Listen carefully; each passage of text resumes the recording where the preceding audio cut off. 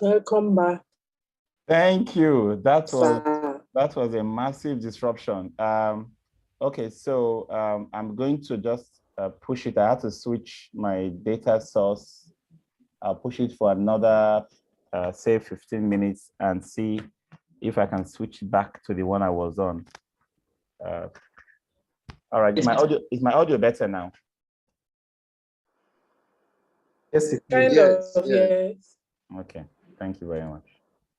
Okay, so I'm just going to share my screen again. So the analysis I was making is to the effect that you cannot ignore the output of another person that is going to become your input. It's called system thinking. If I have a report to submit on Friday morning, and input will come from my field team, I cannot wait without caring for how they're putting together their data for them to just show up with their inputs. If they bring their input late, my report will come late. If they have wrong data in their own outputs that comes to me as input, what happens to my own results? It's also wrong reports, right? So instead of me to sit in my space and say, I am controlling the quality from my own end, I must also pay attention to the quality that is going to come out of the step before me. If you can think in a system way, such that you know that all the people in your team, in your organization, in your community, in the world at large, will all in a system. And this system makes multiple levels of networks. You cannot isolate yourself and deliver quality. That's the bottom line. But what many of us do, which is what I really need to stamp out of our minds in this class, is that we wait for a bad output from the next man, which is a bad input to us, and we use that as the excuse for the bad output we are going to put out. No matter the solidity, validity, concreteness of your excuse, a failure does not change from being a failure. A customer that is not happy, being told that, oh, it's not my fault, it is because of fake things they have in the market now. All these materials we buy in the market, they've adulterated all of them. That's why I'm giving you bad job. You're just crying foul. Because that customer expects quality and you have provided a bad quality. It is now your job to ensure that for you not to provide a bad quality, I mean, the customer doesn't care about the excuses you have and all the reasons you have for providing bad quality. No, the customer wants something of this quality. It is your job to look all the way back to see what you can do to ensure that you give the customer what he wants. And that is the whole idea of discussing quality. And that's why I spent so much time painstakingly taking you through this process of understanding the customer, focusing on the customer, doing your own thing, not in isolation, but caring about the inputs that are going to become the outputs for you. The output from the next man going to become the input for you, with which you're going to create the process you're going to use to deliver the output that becomes the results the customer sees. You must have this mindset. In a nutshell, what we've discussed so far in this class, improvement is a result of painstaking preparation, documented goals and procedures, measured performance, and persistent learning.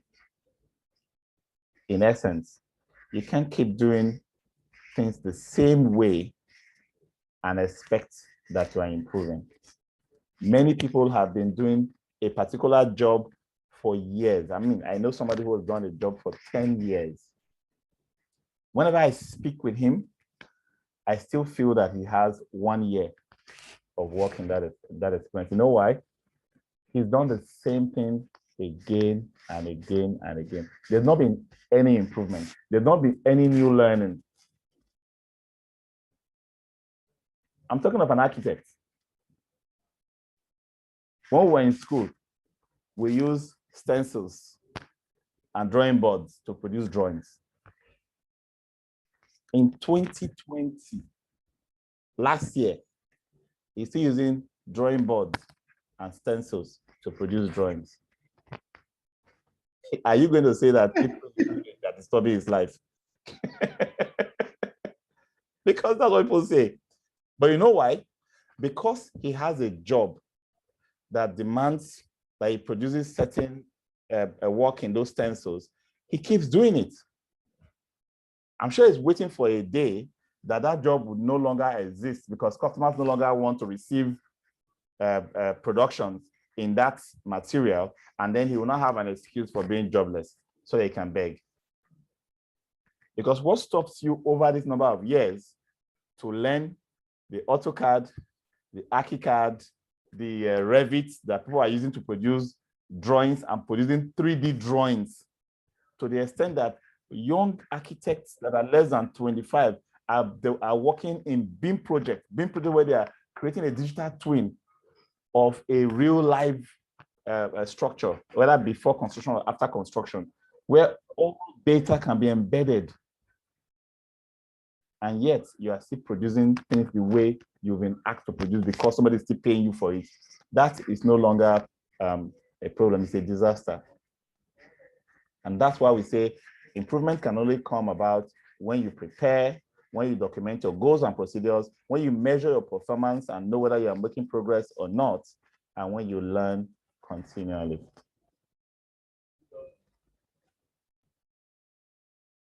So some of the principles for getting it right, we'll talk about standardizing tasks. If you've been in this class, you have heard me talk about things like having your work method statements, having your permit to work in place, having standard operating procedures, just being able to map out how things should be done, at least for the key tasks that you perform. If you standardize it, there's a high likelihood that everybody will produce to the same level, because that standardization comes out of your listening to the customer. So you create a process for delivering to the customer's requirements, and that process is consistent. If we are going to change that process, it is because we heard from the customer. His taste has changed, regulatory requirements has changed, and other things has changed. We modify the standards or the process for which we're doing our job, and then that becomes an improvement. To improve the performance of any activity, increase the frequency of feedback to those who are engaged in the work. Don't wait until something gets completely spoiled before you say, I suspected that this thing is not going right. You should have put 4, you put 3. This one, you put 3 there instead of 4. I was thinking that this thing will not work. You waited till the end for it to fall apart before you now say, I know where the problem is. It was because you put 3 screws instead of 4 at the beginning. No, give feedback so that things don't go bad before you start trying to fix them. Thomas Manson said, when performance is measured, performance improves. When performance is measured and reported, the rate of improvement accelerates. When performance is measured, performance improves. When performance is measured and reported, the rate of improvement accelerates. What does this mean? If I'm working every day and I don't have any kind of report I'm writing about my work is useless. I'm not growing. Even if nobody asks me for reports, I will create the report for myself to tell myself how I'm doing. Otherwise, I am not improving. But if I am measured and I'm reporting to someone else to also see what I'm doing, and a trend is being created by this data I'm accumulating, then I'm improving. Improvement will happen when there is customer focus, clear goals, accountability, scorekeeping, frequent feedback, recognition of personal achievement, and celebration of victories. This last statement I just read to you is a statement that encapsulates everything we have spoken about so far in this class. I'm going to give you a break now. Let's take a 5-minute break, and I'll be right back to look at quality measurement. And we're going to look at a few tools for managing quality and measuring and keeping tab on ourselves when it comes to quality. Thank you.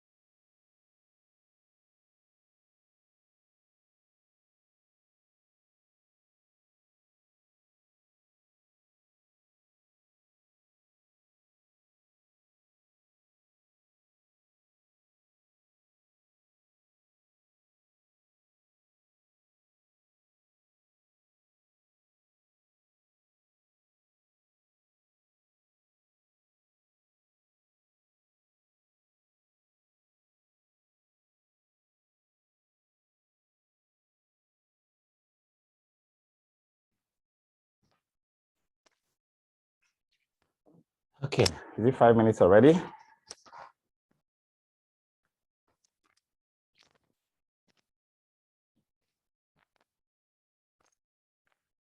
All right, so we talk about measuring reports.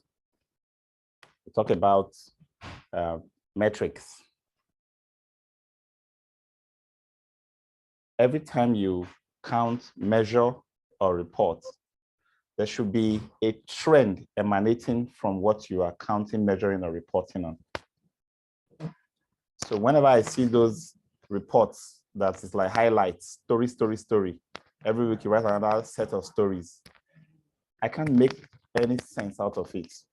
Even you that's writing all those stories on a weekly basis that cannot connect the dots or link it back to past performance, you're wasting your effort and time. To have anything make meaningful contribution of value to your continuous improvement, it must have a requirement to trend upward, trend downward, or stay within a mean. So if I were to take customer complaints, for example, if my customer complaints was a lot, should I allow it to keep increasing? If I'm counting how many times customer complains, should that number be increasing? Of course, you would agree with me that that number should be reducing, right? So if I'm not recording how many times customers complain, for example, how will I ever improve that? So the first thing is I'm counting it. I know how many complaints I got this week. I know how many complaints I got this month, last month versus last 2 years, this same month. I know how many complaints I get per 100 customers, per 50 customers. But the thing is, because I'm tracking those complaints, the requirement or expectation is that the complaint should what? Should dwindle, should go down. If I'm counting it and I'm seeing that it is going up, I'll be worried. So I must start asking, why is complaints going up? So quality demands that I count and quality demands that I trend it in the right direction, downwards. How many times they call me to come and rework something I have done? I didn't do well. I didn't do it on time. They complained. I come and act on it again. That's a rework. Am I counting it? First principle. If I'm counting it, should it be going up? Should it be staying within the mean? Should it be going down? Of course, it should be going down. That's how I can start thinking about improvements. That's where quality starts from. I know where that reporting line should be trending towards, and I should be doing things that will help me trend it towards that direction. Oh, number of initiatives introduced. Should that be going up, staying within the mean, or going down? Of course, it should be going up. It makes me put on my thinking hats every time. I've not brought up a new initiative this month. What can I think about to improve the way we do things? Because I'm counting, because I'm recording, because I'm measuring the impact of past initiatives. I want to bring more initiatives. I want to also measure their impact. These are the things we talk about when we say you are giving reports. Your report will not be useless if there is something trending in the report. If there is a connection between this report, last report, and previous reports, and all the way into the future report. I can actually use the report to project the kind of person you are, what kind of results you're going to deliver in the near future. And there's something that I've applied since we started my company. I said, I will not have multiple reports from anybody. If you join Max-Migold today, you are given a reporting template. That document is what you will use to report from month to month to month until you leave. Even if you work for 20 years, we're just about 6 years in the market right now. Even in those 6 years, if you've been here for 6 years, your reporting template is a continuous thread. There's a linkage. It can be trended anytime. That's quality. There are some factors that will affect quality, especially how people perceive your services or the facilities you provide. It's important to understand that external and internal factors will affect your quality. External factors, you can't do much about them. You can only work or make adjustments how you respond to them. Take weather and climate, for example.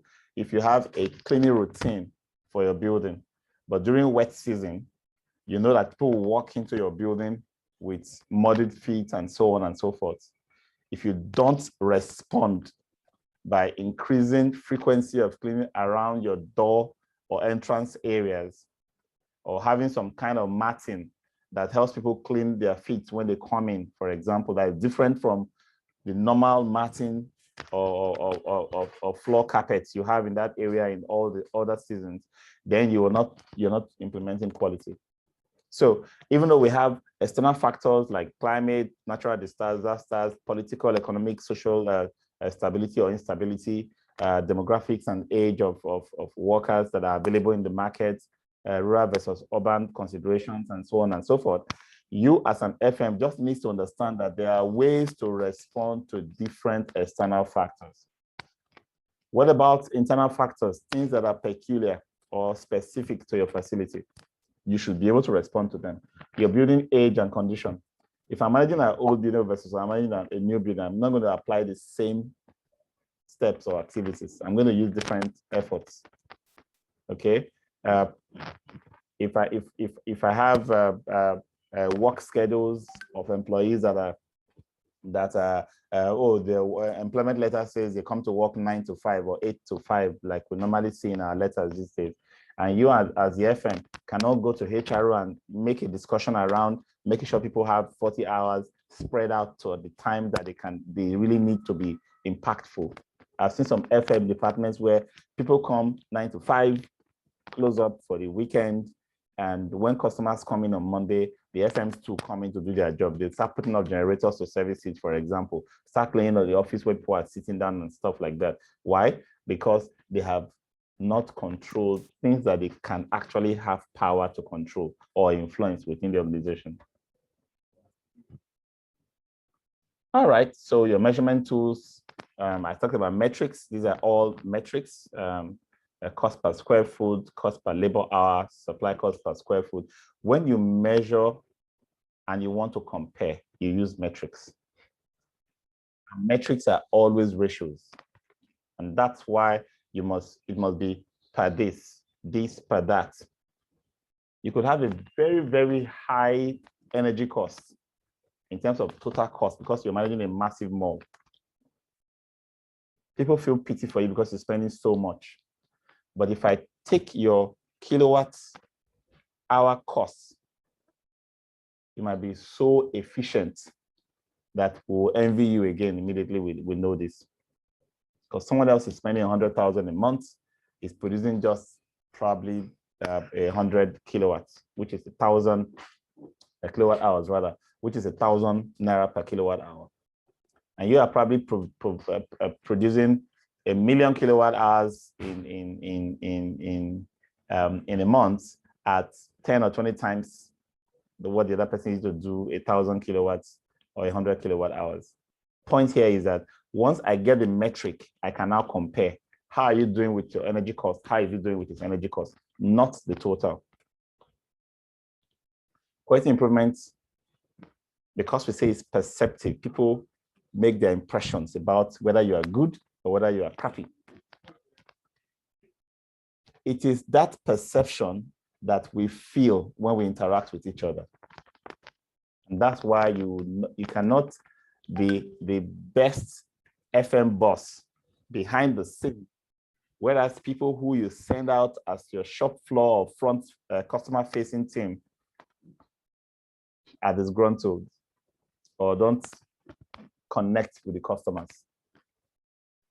If you treat your employees well, there's a high likelihood that they will treat your customers well. If people have respect from you, they will also respect your customers. If they come back and talk about certain feedback observations they've had, and you listen, you accept those feedback and observations, and you act on them, they will be more inspired to bring more innovative ideas tomorrow. If you shut them down and tell them not to think they will actually shut their own brains down voluntarily. And then we have so many people in our industry, in the shop at the shop floor, that are being given too little to do, that we cannot pay them enough that we can call a living wage. How do you expect a cleaner who only cleans between 6 and 8 in the morning before work resumes? How do you want to pay that cleaner enough to take care of 4 children in school and take care of his family needs and meet all their requirements for a good life? How? You may think that cleaners should be paid small. And you may also struggle with why are they not even contented with the minimum wage that they are being paid. Have you thought about recreating the job in such a way that people can do a lot more and get paid a lot more so that they can feel more motivation? So that's what we're talking about. If people come to work for you, do you assume that they don't want to learn new things and grow? Of course, there are people that don't want to learn new things and grow. The moment you start teaching them new things, they start feeling exploited. In fact, many people feel desecrated when you start trying to elevate them more than the thing they came there to do. My job is to sit in this reception, and when I'm here, if the phone rings, I answer it. When they come to see the MD, I record who came so that I can explain to him, and so on and so forth, right? The moment you start saying, you know what, do while you're in your spare time sitting in that reception, do a research on this and that area. I need a report on my desk by tomorrow. Like,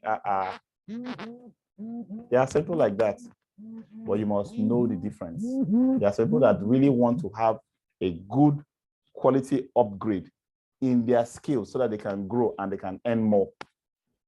If you have such people, give them more responsibilities, allow them to grow, allow them to increase, and then pay them more. Don't keep them down.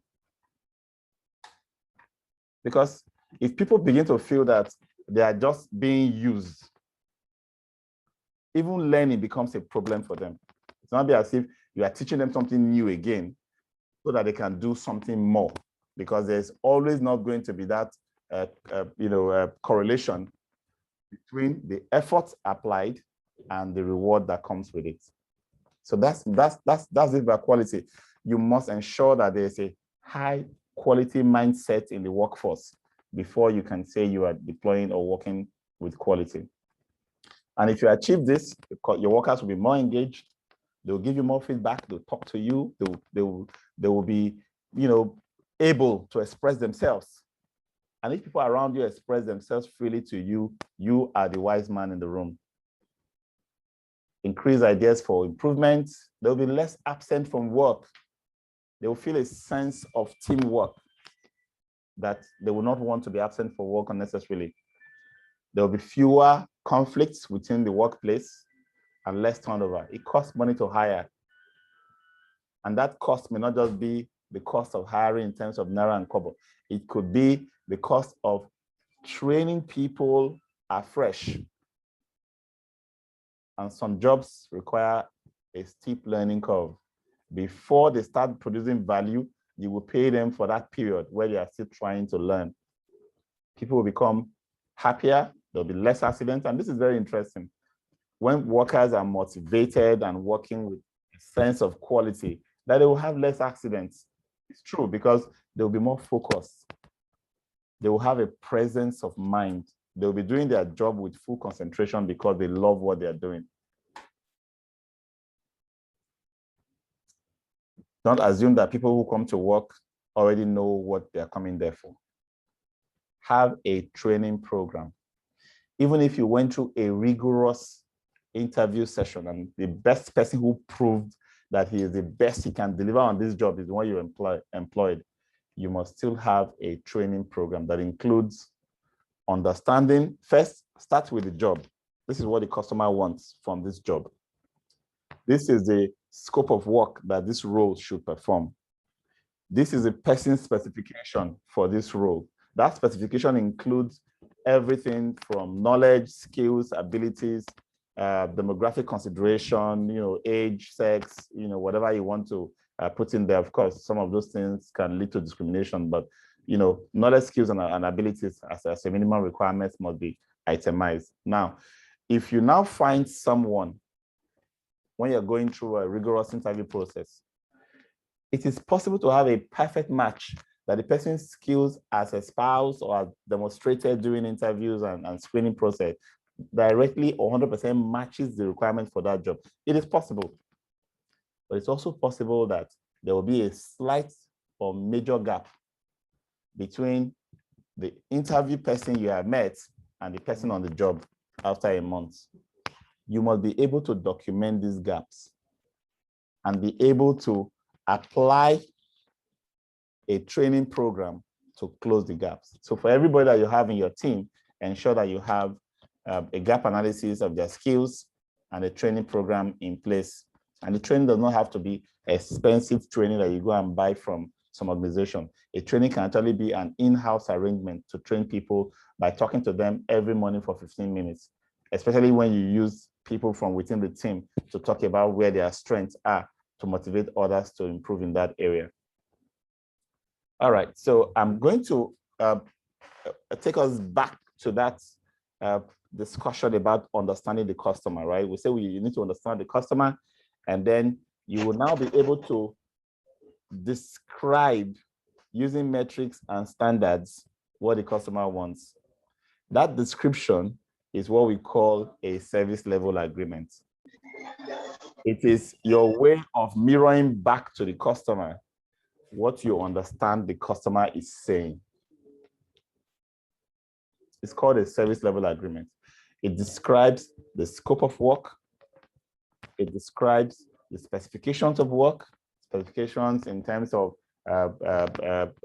how you want the work done, different quality metrics the work must deliver, and then the level of effort that the work will require. All of this go into your service level agreement. And the customer needs to see a service level agreement and say, yes, this is exactly what I want. You can make your service level agreement completely prescriptive, which means you have a description of all the inputs that will go into it. I want to clean your room. Okay, get a cleaner, check. The cleaner should have so-and-so uniform, checked. So tools, checked. And so in terms of chemicals and the rest of work, checked. Once you've done that, you put cleaner comes in, does task 1, does task 2, does task 3, right? And so on and so forth. You are prescribing exactly how that work will be done. A customer can see that and relate with it and say, yes, if all this is done, then I should be satisfied. But what if you find yourself in situations where all of that are done, but the customer is not satisfied? The table was wiped twice every day,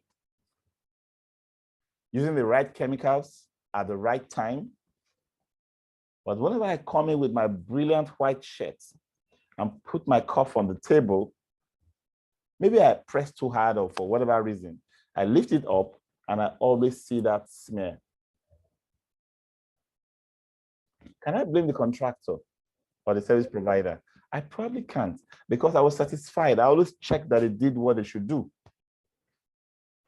If I find myself in situations where I need to focus on my outputs, I should move away from prescriptive service level descriptions.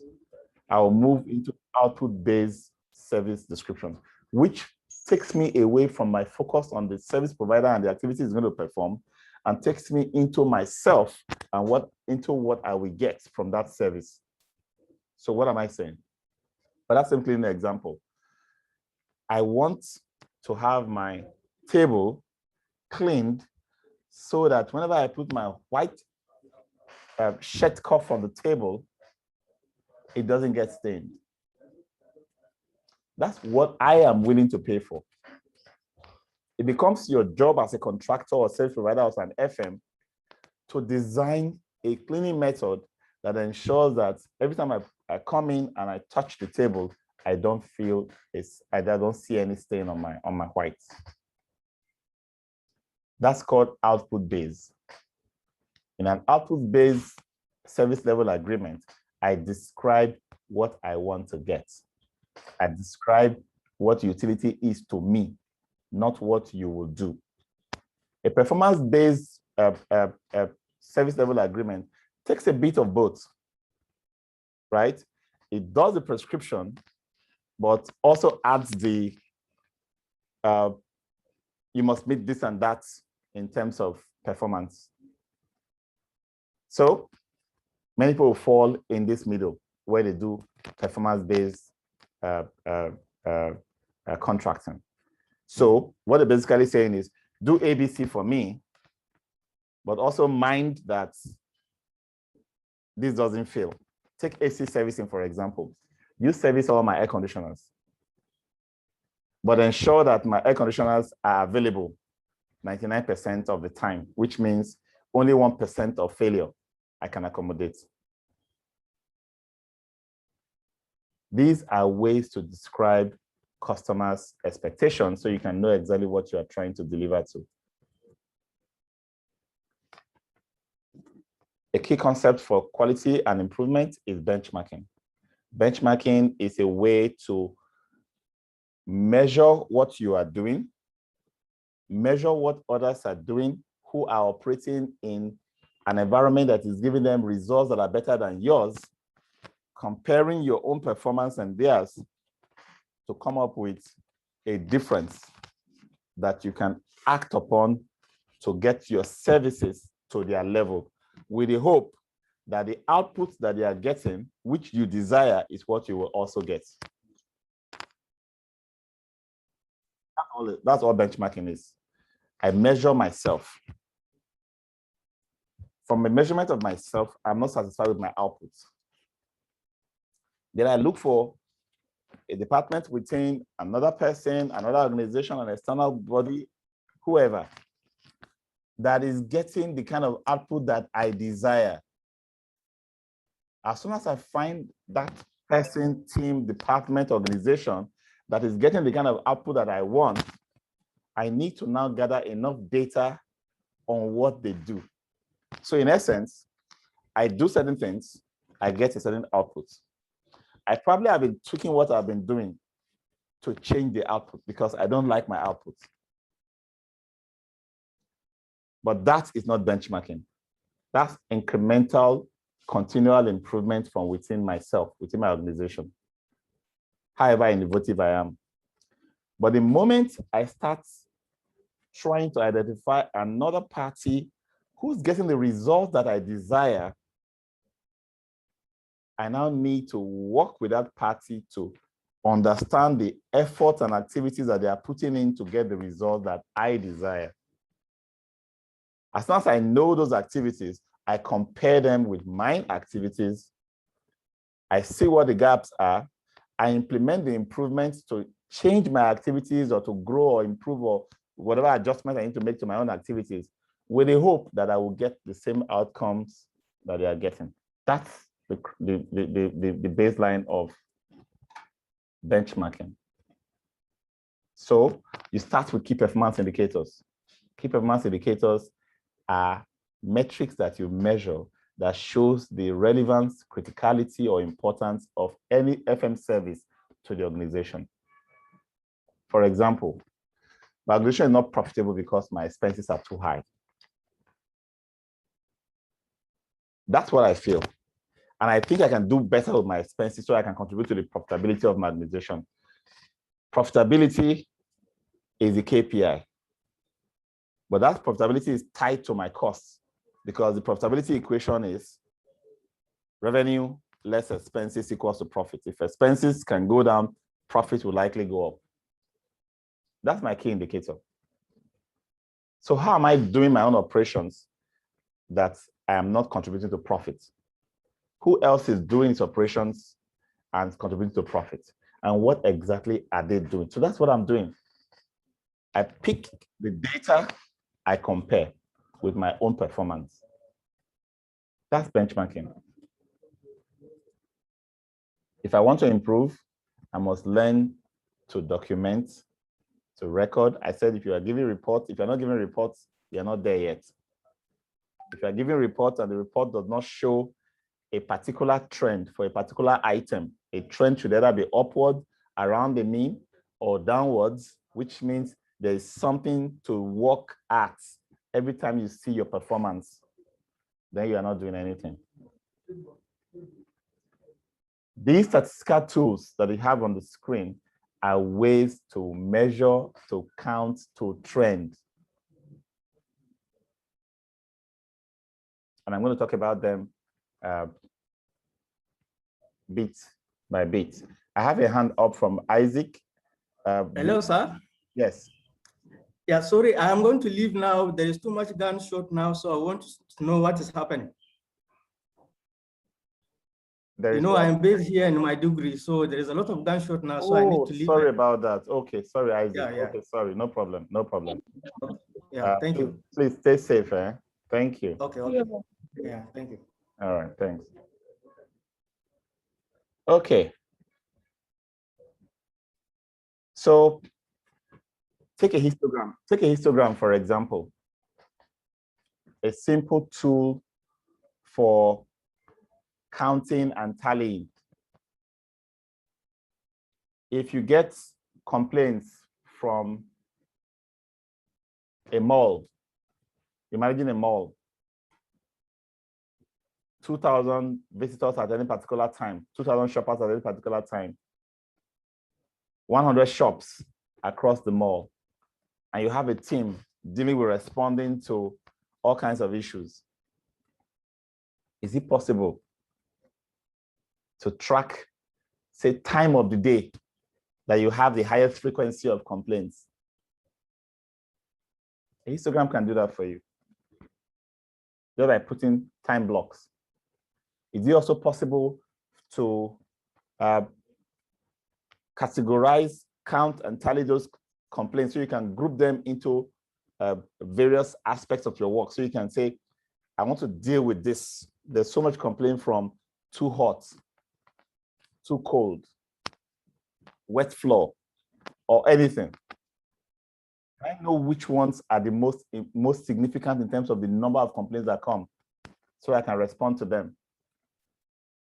Closely tied to that is the Pareto. Because I now know the frequencies, I can now decide which one I should deal with first. Because if I deal with the one that has the highest, I would have solved a lot of problems. With one effort, I can solve an issue that brings more complaints, instead of using that same effort to deal with smaller issues that brings smaller complaints. That's how you can use data aggregation to see clearly all of the challenges you are having and the issues you need to deal with, so you can solve them in a progressive way. Not that you have been busy around the clock and not achieving anything. Take the root cause analysis, for example. Something terrible happened, and you want to find out how to make sure it doesn't happen again. You will need to ask why at several levels, so that you can keep digging into causes of causes of causes until you get to at least the 4th or 5th level. And you now say, these are my root causes. They are the baseline causes. If I deal with this root or baseline causes, there's a likelihood that the all upper level causes will diffuse away. Just see how this kind of tool used in a brainstorming session with your team can enhance or just improve the way you guys do your work and improve and get things done. What about flowcharts? When Mary does the work, does it in her own style. When John comes to do the work, does it in his own style. Customers begin to say, I prefer Mary to John, right? But what's happening to your team? What's happening to your quality? Poor quality, because customers are not getting consistency in output in terms of quality. Flowcharts can easily help you distill what Mary does that is a good practice on paper, so that you can tell John, this is how the logic flows. This is what the customers want. Very simple tool that we can use in our work. Cause and effect diagram is a way of visualizing, like what we do in a mind map. We come in, we put a problem down, and then we start. It's similar to the root cause analysis, but it's a different way of presentation, basically. You start saying, what could have caused it? This, what could have caused that, and you keep drawing this way of thinking and analyzing. Because at the end of the day, if you're not good with analysis, you cannot improve. You can't get a sense of where you're going. You can't know whether you're doing well or you're not. Same thing with scatter diagram. Scatter diagram helps to take care of correlation, right? So you want to understand why certain complaints or certain issues arise at certain times. You probably have been thinking before that these issues are happening more because it's evening, until you begin to analyze the data and realize that it is more in evenings when there are rains, because you've seen some situations where there's a rain in the morning and the complaints spike. But until you do a scatter diagram where you actually correlate two different things, a complaint, time of the day, for example, and a third item, rain or weather, you probably will not be able to find a correlation between the three to know exactly how to put plans in place for your continuous improvement. And then your control charts. Many of us take data of temperature ranges in our generators when it's working, for example. We take data of all kinds of things, and we record all those logs here and there. Why do we take data into log books or spreadsheets? It's because we want to keep monitoring and seeing that those data ranges stay within a certain mean. So this is control charts I use when you have to keep a certain operating parameter within an upper and lower specification limit. So you map, you record the data, you plot it on the chart, and see how it's displacing from that mean on an ongoing basis. If the displacement is so much far away, you know that something is going to go wrong in either direction. But this analysis should be used to keep it within that mean. Otherwise, the data you're collecting, you're not doing anything with it, and it makes no sense. All right, some few examples of key performance indicators, and I want to just look at this list carefully. Many authors have actually confused service level agreements versus key performance indicators.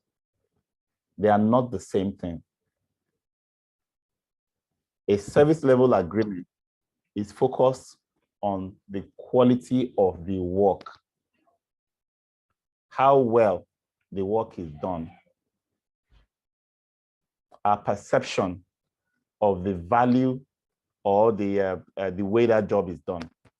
So for cleaning, a service level agreement will describe how the cleaning should be done, how clean the surface should be, for example, and so on and so forth. But a key performance indicator goes outside the cleaning itself. It looks at the impact of cleaning on the organization. For example, health of people. How does cleaning contribute to health of people? So if I'm tracking things like absentees from work because people are ill, they're getting E. coli, for example, getting germs, and it's affecting productivity of the organization. I want to introduce a KPI into my cleaning that ensures that we are using hygienic cleaning products and making sure the place is free of germs. That's talking to criticality, relevance of the service. So that KPI that says Are we healthy? Is your clinic contributing to health, productivity, safety? That is a KPI. And that's why it is possible to have the same sets of KPIs for all facility services. KPI for security can be the same as KPI for clinic, can be the same as KPI for maintenance, can be the same as KPI for, because it's just a description of the relevance of that service or criticality of that service to the organization. It is far higher than SLA. SLAs or service level agreement are tactical approaches that describes how, when, what is done, and how well that activity is performed. All right, in today's class, I want to conclude with this, nice summary of quality in service delivery. The Toyota's 14 quality management principles. Principle number 1, base your management decisions on a long-term philosophy, even at the expense of short-term financial goals. What this principle simply says is, don't try to use shortcuts. Try to find lasting solutions to issues. Number 2, create continuous process flow to bring problems to the surface. Avoid disjointed activities. What this is simply doing is try to ensure that there's a process flow that shows how things should be done. Don't have your customers juggling experiences. Number 3, use pool systems to avoid overproduction. This is very straightforward. Deliver to meet the customer requirements. All those times you think, I want to impress the customer by going out of my way, hold it. First of all, make sure you understand the customer and meet the customer's requirement. Don't go out of your way to do what the customer did not ask you for. Don't try to impress. Because whatever you do to impress will meet different customers at different points, and their judgments will be different. Instead, invest your time in understanding the customer to the extent where when you provide, the customer knows that you've been precise. Number 4, level out workload, maintain balanced workload across resource pools. This is very important for our industry. Many of us have technicians and artisans that we have boxed into silos. You are an electrician, you are a plumber, you are AC, you are this, you are a carpenter, you are this, you are tiler. It's really foolish. Because what happens is that these people end up doing just that thing, and when that particular job is not available, what happens? They're idle. And then you see yourself as a facility manager telling management to employ more plumbers because the plumbers are busy and the work is overwhelming for them. If you ask yourself what they're actually doing, changing valves, stopping leakage, and unblocking toilets, which part of those one can the carpenter not be taught to do in 2 exposures? Or electricians, changing sockets and plugs, and isolating electricity for work to be done, and some of changing bulbs and the rest. Which part of those items that you do commonly can your plumbers not be taught to do well within a month or 2? So why do we have some people with so much work and some with little work? Your quality will be down. You know why? Because the one that has little work is not growing, is not improving. The one that has much work is feeling cheated. Its morale is also going to be down. Somebody saying servicing AC, it's an AC technician. And what it's basically doing is washing filters and cleaning fans. What part of that job can an electrician not be taught to do, or a plumber taught to do? Level out workload across your resource pool. Build a culture of stopping to fix problems to get quality right the first time. This ties in straight to that principle of feedback. Don't wait until something goes completely out of course before you say let's correct. Once it shows signs of deviation, stop and fix that deviation. Standardized tasks, foundation for continuous improvement and employee empowerment. Ties in again to that process, making everything modular. To have a sense of what it should be. If I come into a job today, I should be able to act on it on that job today, because everything has been modularized, standardized.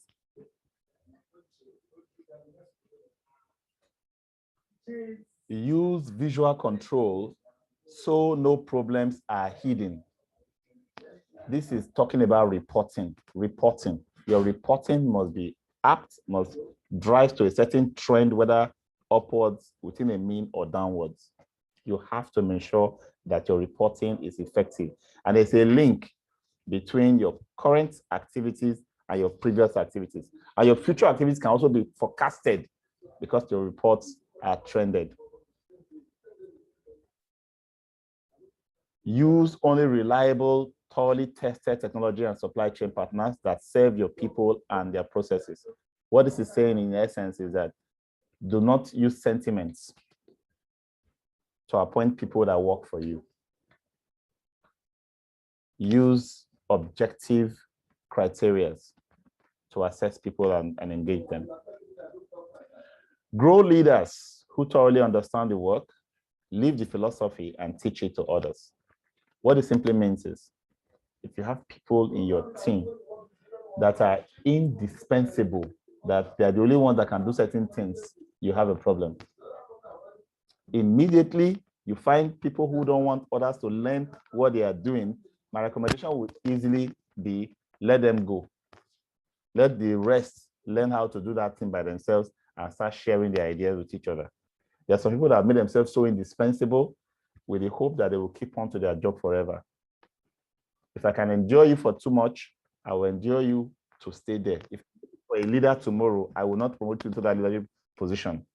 Since you decide to be a specialist at the bottom, you will stay there until you are tired, unless I ask you to go. But if you are the type that carries people along and shares your knowledge freely with people, you are my next leader. So don't get it twisted when you are choosing people to lead others. Develop professional people and teams who follow your company's philosophy. Every company has a philosophy. Train people to understand the philosophy and work with it. We are a technology-focused company. So I'll be in complete shock if I find somebody working in Excel and using calculator beside it. Or give me an Excel spreadsheet and I put my cursor in and I don't see formulas. Or something comes up and we need to solve it and it's using a manual process instead of thinking of a way of doing it super fast and efficient. Respect your extended network of partners and suppliers by challenging them to improve. We are in a profession where respect is very much wanting. We have people at the shop floor that are always being trodden upon. Even our contractors sometimes are treated like trash in our organizations. A contractor will come to your organization, you will keep him in the reception for hours and hours and hours because as far as you're concerned, you are the god at that time. When he manages to patiently wait for you and get the job, he will do it anyhow. He also wants to get his money and get out. There's no mutual respect. Respect people's time, respect their effort, give appreciation for what they do, and then they will want to commit more to serve you better. Go and see for yourself to thoroughly understand the situation. What it simply means is inspect, inspect, inspect. Do not expect what you don't inspect. If I can't go physically, there is video call. Video is, I must see. In the worst case scenario, take a picture and send to me. And if that can still happen, get another person to go and witness what I should have witnessed. Confirm. If people expect you to inspect, they will more likely do the right thing. Make decisions slowly by consensus, thoroughly considering all options. Implement decisions rapidly. What this simply means is spend more time planning. And once you've gotten a plan that will work, roll out quickly. Don't put a plan in the cooler. Become a learning organization. through relentless reflection and continuous improvement. Challenge yourself and your people to learn every day so that you can keep doing things better and better. Don't wait until the economy or the political system or something forces you to now look at your disadvantage before you start making a change. No, that's reactive. To be proactive, even as at the time where everything is rosy for you, that's when you are going to ask yourself, how can I do it better? Continuously learning. Okay, that's the class for today. There's an assessment, very straightforward. I want you to take care of it today. I've had one or two students defer a couple of assessments. I think you should catch up those of you that have had that situation. Okay. All right, so I'm going to give you an opportunity to ask your questions now.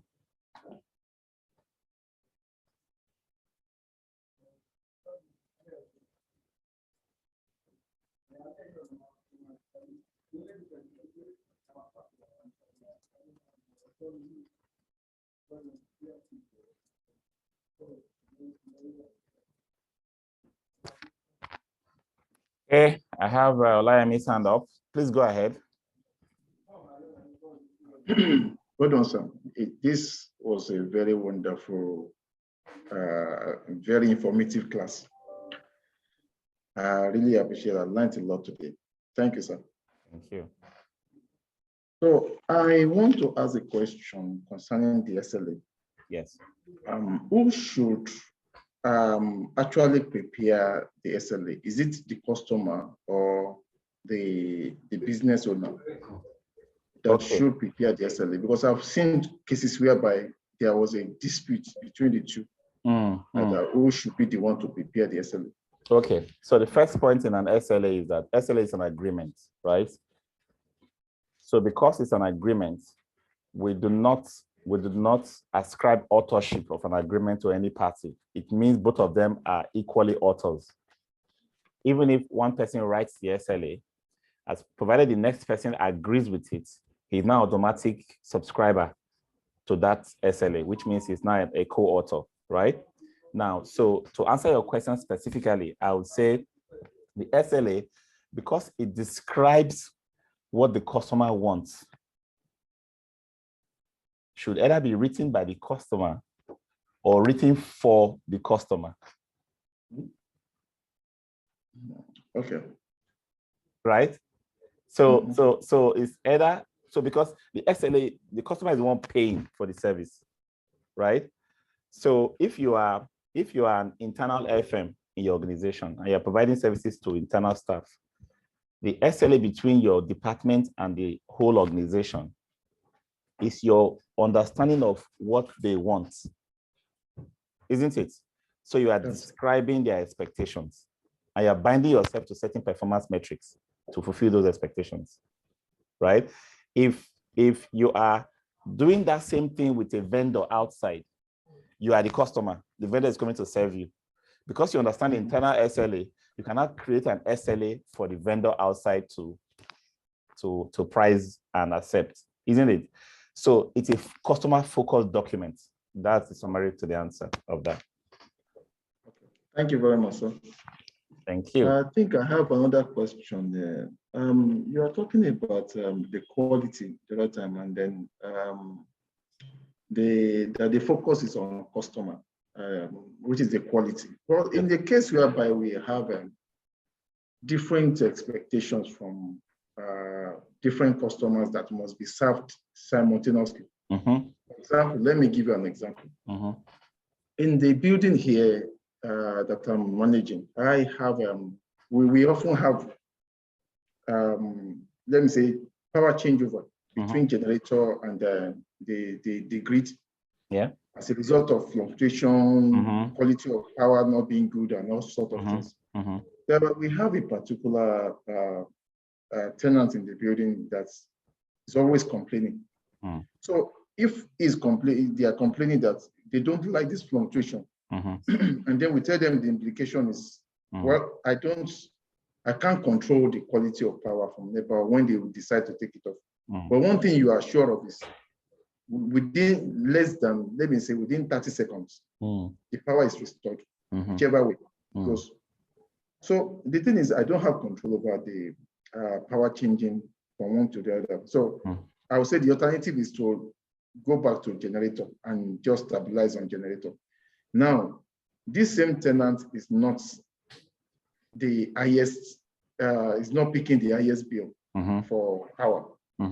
The one that is picking the highest bill decides that, please, I will like more of the NEPA stuff, as much as you can provide for me. Yes. So that means automatically means you have to stay with the NEPA, and then even though it's bad quality. Less, yes. Exactly. As less as I mean of a gen. Yes. For example. So now the two of them are in the same building, and then you can always have them at the same time, just like you are in a plane. So okay, so what you need to do is find out what they want in common. What they want in common is two things. One, they want a steady power supply that is not fluctuating. But they also want low costs of power. Your solution of going to switch to gen every time the power is fluctuating is not meeting both of those requirements at the same time. You are switching to a generator to give them steady power flow, but you are also increasing their costs, right? So you need to find a solution that listens to the customer, which means you need to install a gadget or a device that can help improve the quality of public supply. Most of those devices that helps improve the quality of public supply can pay their way in less than 1 year of extra generator use. So do your research, propose that and invest in it instead of switching to gen and diesel all the time. Because if you're on 16 naira for public supply, you're on 19 naira for diesel, you're already 50% more in cost. So for every hour that you're using diesel to run, right, you are raising their total cost of energy. Convert that money into a correction device, and you'll be better off. But in this particular case, you are going to keep living with that dilemma of one customer saying, I would rather spend more money, right, for better quality. And the other one says, no, I have adjusted my equipment. The quality can be as bad as it gets. I will manage. I don't want to spend more money. You have to have that dilemma. But for you to resolve it, find a way to meet two requirements, fix the quality issues, and then keep their costs low. Okay. Thank you, sir. Well, incidentally, I think there was a time I was trying to propose a kind of solution. This same vendor, tenant that was particular about the quality was the first to kick against it. That you are bringing in a cost to install a device. Who is going to own it? If they decide to leave today, then how do they do? What is it to them? So I told them, well, you can have this cost of this device recovered over time, but still, no. You are still discussing it. Yes, it's the way it's presented. If you present it as a third-party solution that takes 50 kobo from their kilowatt hour consumed, let's say they were paying levelized 75 naira, for example, and you say this device is going to be brought in by this organization and they'll be getting 1 naira for every kilowatt you consume, right? Until their cost of installing this device is paid off. I'm sure that kind of middle ground will appeal to them. Okay, sir. Are we open up the negotiation again? Discussion again. Fantastic. Yeah, how we can resolve it. Thank you so much. Thank you, sir. All right, the last question. Oh, we have 2 more hands. Daniel, ask your question, please. Okay, just for you to take me through this 4-point training method. I was distracted when you were explaining that. Okay, so basically, you need to spend time focusing on understanding your work that needs to be done from the customer standpoint. Then you do a skill assessment of the person you are putting in that position. You create a gap. That gap must be closed through a training plan. and then you do a training appraisal to show that that gap is actually being closed. In essence, don't assume that people know what they should be doing, and don't complain that they're not doing well when you've not trained them. That's the whole idea of having that training plan. Okay. Fatima. Thank you. All right. Yes, boss. I'm looking at the customer here. Yes. I have this client, yes, and quality. But these are clients who doesn't want to look, even with your SLA in place. That's good. You want facility A, this is what facility A will cost you. And you want facility B, this is what it's going to cost you. When it comes to spending, you have this particular client. Even if you are at the very average agreed SLA cost, Yes. still not convenient. And you as the provider, your goal is to ensure the client is okay. Paul, how do I handle this? Okay, two things. One, the client decides what quality means. In this case of your client, low cost is his quality. It's your job to provide low cost at a level that does not infringe on regulatory compliance. In your mind, you are providing this customer what you feel is ideal. That's why the cost is still high. That's why it's still high. If you meet the customer's cost expectation, the customer will be satisfied.